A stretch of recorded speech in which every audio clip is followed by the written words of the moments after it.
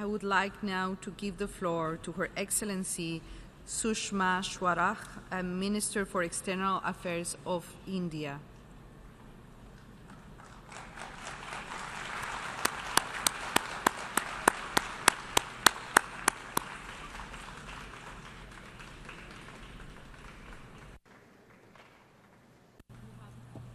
You have the floor, Excellency.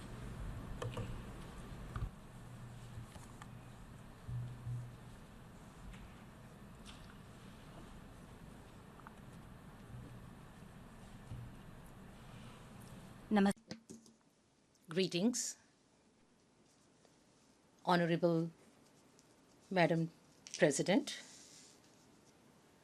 May I first begin by congratulating you on your election as the President of the 73rd session of the United Nations General Assembly on my personal behalf, as well as on the behalf of my country, India. As a woman, I feel doubly proud that you have this honor. I also recall with equal pride that the first woman to occupy this eminent chair was an Indian in 1953, Mrs. Vijayalakshmi Pandit. During the 8th session, was the very first chairman of United Nations. I will also like to express my thanks and gratitude towards President Mr. Miroslav Lajrak for successfully conducting the 72nd session of the United Nations General Assembly. Madam President, we received a very bad news this morning that there was an earthquake and tsunami. Both these tragedies occurred at the same time. And from this forum, on behalf of my country, India, I would like to express deep condolences to the people and government of Indonesia. And at the same time, I would like to express assurance that India will cooperate in helping during this tragic time. Madam President, the United Nations is the world's premier multilateral organization where nations seek balm for the wounds of history and a platform for solution, where less developed nations sit with their more fortunate brethren to formulate plans that can correct the skewed economic imbalance. In 2015, we established 2030 as a critically important horizon for 17 Sustainable Development Goals. A common refrain from 2015 has been that we will reach that horizon only if India finds its way to this destination, otherwise we shall fail. I assure this August gathering, through you, Madam, that India will not let you fail. We are totally committed to achieving these objectives for our own people. Under the leadership of Prime Minister Narendra Modi, India has initiated unprecedented economic and social transformation that will help India achieve its SDG goals much before time.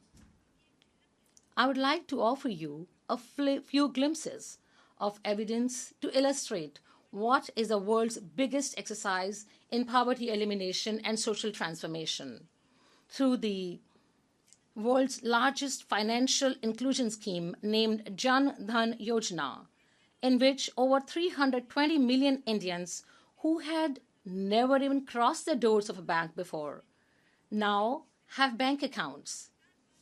This has enabled the poor to receive allotments from the government's welfare programs into their personal accounts through direct benefit transfers, which has now ended waste and corruption in the system. Similarly, world's biggest health insurance program, named as Ayushman Bharat, was launched by Prime Minister Modi a few days ago on 23rd September. This revolutionary scheme will benefit 500 million Indians who will get an insurance cover of rupees 500,000 per family per year. this will be a revolutionary scheme. We have a prayer in India, madam, which says, Sarve Santu Nirmaya, which means all should be healthy. The Ayushman Bharat Yojana is the answer to this prayer. Similarly, we have launched the largest housing scheme in the world aimed at ensuring that everyone has a roof above their heads. Under the scheme, we have set ourselves a target of nearly 21 million homes by the year 2022. And so far, over 5 million homes for the poor have already been constructed. Similarly, 2 different effective schemes have also been initiated to raise the skill level of those waiting to be employed through skill development program and to turn the poor into entrepreneurs through the Mudra program. Here, I would like to stress that 140 million Indians have taken Mudra loans. The most significant aspect of Mudra scheme is that 76% of the beneficiaries are women. At the heart of Prime Minister Modi's transformative vision is a radical idea that the uplift of any nation is best achieved through the all-round empowerment of women. All the schemes that I have just spoken about have the welfare of women at their core. Last year, I spoke about Ujjwala scheme, in which I'm very happy to tell that under the Ujjwala scheme, 50 million free gas connections have been provided so far. Maternity benefit scheme is another such initiative in which in India, women get 26 weeks of paid leave to care for their newborn. Madam President, as a woman, you will understand better than most how vitally important this program is for every mother. In some developed nations with huge economies, they cannot offer more than 6 weeks of paid leave, leading to a continuing struggle for more time off. But in India, we have implemented what women across the world need. That is 26 weeks of paid leave. Madam President, in 2022, Free India will be 75 years old. Prime Minister Narendra Modi has pledged to build a new India by then. What kind of India will that be? That India will be clean India, healthy India, prosperous India, secure India, educated India, developed India, energized India, strong India. That is our horizon for the year 2022 for India, and we will reach that horizon. We are doing everything to meet that goal. Madam President, the challenges that are before the world, among them, climate change and terrorism are the biggest threats. The worst victims are being faced by the underdeveloped and developing nations. They have neither the capacity nor the resources to meet this crisis. Those countries that have exploited nature for their immediate needs cannot abdicate their responsibility. If we have to save the world from the adverse effect of the climate change, then developed nations must lift the deprived with financial and technical resources. The principle of common but differentiated responsibilities and respective capabilities was reiterated in the 2015 Paris Agreement. Prime Minister Modi had come up with the Prime Minister of France to launch International Solar Alliance, and now 68 nations have become members of International Solar Alliance. And in March of this year, India and France chaired the founding conference of ISA, in which 120 countries participated. I'm very happy to tell you that Prime Minister Modi has been awarded for working in this field as champions in this field. Prime Minister Modi is also working for One Sun, One Grid, because he believes that if sun is one, then why not the universe be one? And if this is fulfilled, then in the field of energy, we will see there'll be a big revolution, and that will be a big way to tackle all the problems in the field of climate change. I had described, Madam President, that the second challenge is terrorism, which is the biggest existential threat to humanity. We imagined that the arrival of the 21st century would bring with it an age of common good defined by cooperation. But here in New York, the horrific tragedy of 9/11, and in Mumbai, the catastrophe of 26/11 became the nightmares that shattered our dreams. The demon of terrorism now stalks the world at a faster pace somewhere, slower pace elsewhere, but life-threatening everywhere. In our case, terrorism is bred not in some faraway land, but across from our border to the west. Our neighbor's expertise is not restricted to spawning grounds for terrorism, is also an expert in trying to mask malevolence with verbal duplicity. The most startling evidence of this duplicity was the fact that Osama Bin Laden, the architect and ideologue of 9/11, was given safe haven in Pakistan. America had declared Osama bin Laden its most dangerous enemy and had launched an exhaustive worldwide search to bring him to justice. What America perhaps could not comprehend was that Osama would get sanctuary in a country that claimed to be America's friend and ally, that is Pakistan. Eventually, it's because of America's intelligence services discovered the truth of this hypocrisy, and its special forces delivered justice. But Pakistan continued to behave as if nothing had happened. Pakistan's commitment to terrorism as an instrument of official policy has not abated one bit. Neither has its belief in its hypocrisy. The killers of 9/11 met their fate, but the mastermind of 26/11, Hafiz Saeed, still roams the street of Pakistan with impunity. What is heartening is that the world is no longer ready to believe Islamabad. That is why FATF has put Pakistan on notice over terror funding. Madam President, we are accused of sabotaging the process of talks with Pakistan. This is a complete lie. We believe that talks are the only rational means to resolve even the most complex of disputes. That is why we had begun talks with Pakistan many times. If they stopped each time, it was only because of Pakistan's own behavior. There have been many governments in India by many different parties. Each government has tried the peace option.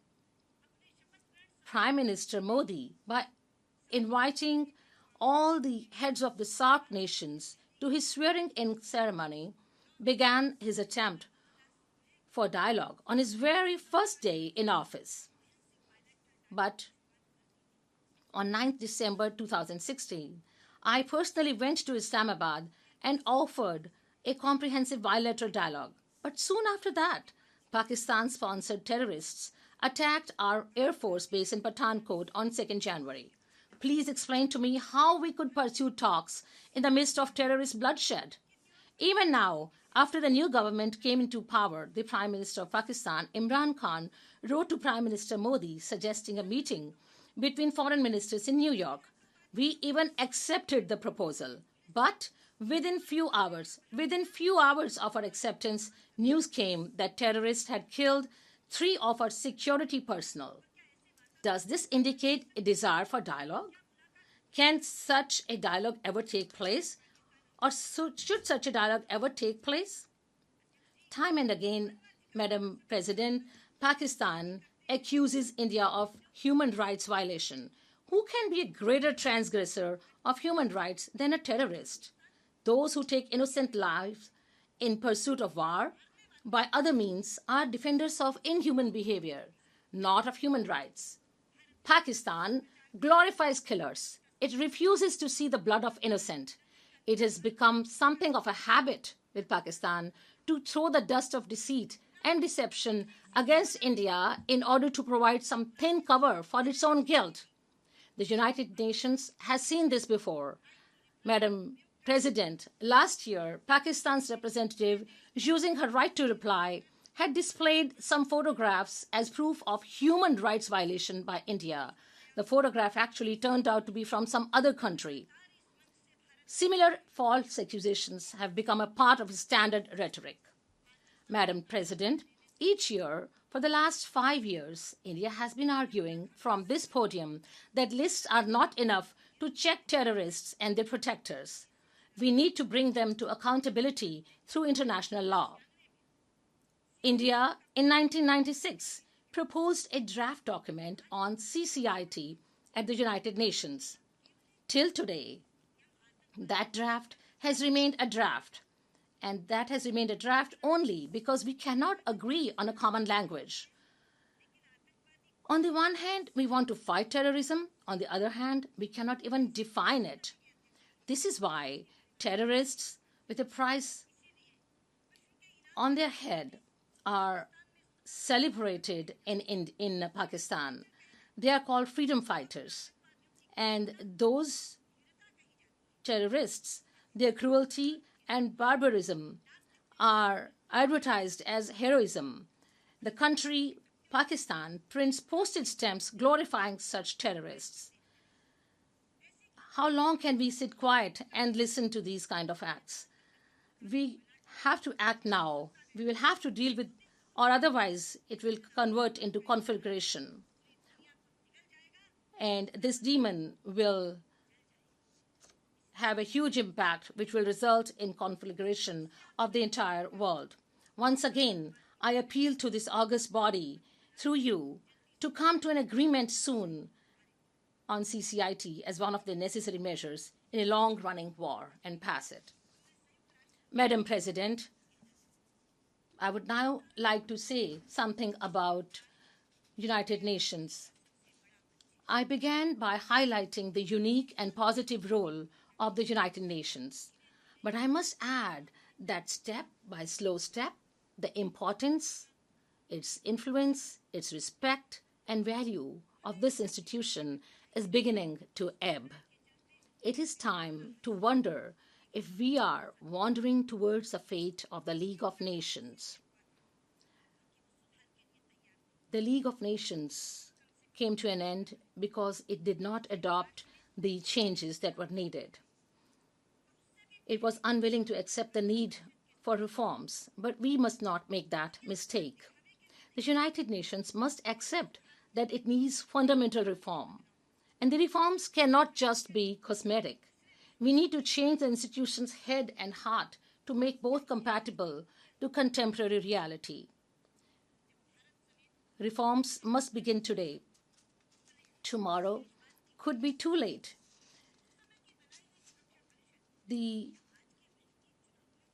you think that the challenges that were before the United Nations at that time are being understood today?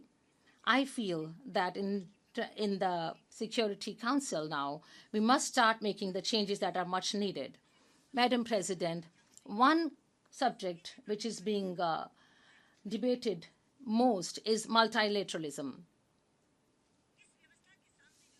The challenges that we face before them is causing a tension to a lot of people, a lot of countries. Madam President, I would like to say that India believes that the whole world is one family, meaning Earth, which is Vasudha, Ekutumbakam meaning family, and Vasudev Kutumbakam means we are a global family. The whole world is a family. And that is why Vasudev Kutumbakam means that United Nations should also run like a family, on the principles of a family. How does a family run? A family runs on love, not on any kind of trade. It runs with compassion, not with jealousy. It goes with compromise, not with fighting. And that is why we must say that the United Nations must run on the principles of a family. In United Nations, we cannot say this is me, mine, and I. This forum is us, our, and mine, and ours. And it should run on those principles only. Only then it can sustain. India does not want that from this forum only some countries should get their goals fulfilled, or that we should take decisions for other countries that are not beneficial to them. We should keep every country's goals in perspective. Madam President, this year we are celebrating the 150th birth anniversary of Mahatma Gandhi. Mahatma's favorite devotional song or hymn was Vaishnav Janato Tene Kahiye, which means that, in a sense, that a person who understands the pain of another and absorbs it as his own is a good human being. He who sees this pain and helps without becoming arrogant is a good human being. Madam President, we have to make this assembly into a platform of understanding, assistance, and true justice. We have to understand that the pain of other nations and work with developed nations to eliminate this pain. Arrogance has no place in a scheme of things. Arrogance is counterproductive and self-defeating. Let us work for the benefit of the less fortunate. A world which is free from terrorism, tension, and violence. This is a universe that we have envisaged. With this wish in my mind, I would end with a shloka from Sanskrit, which says, may all experience well-being, may all experience peace, may all move towards perfection. It means may all experience well-being, may all experience peace, may all move towards perfection, may all enjoy prosperity, may all achieve serenity. With this, I would like to end my speech. Thank you very much. Greetings. Namaskar. I thank Her Excellency Sushma Swaraj, Minister of External Affairs of India, for her statement. And I now give the floor to His Excellency Walid Al-Mualem, Deputy Prime Minister and Minister of Foreign Affairs and Expatriates from the Syrian Arab Republic. You have the floor, His Excellency.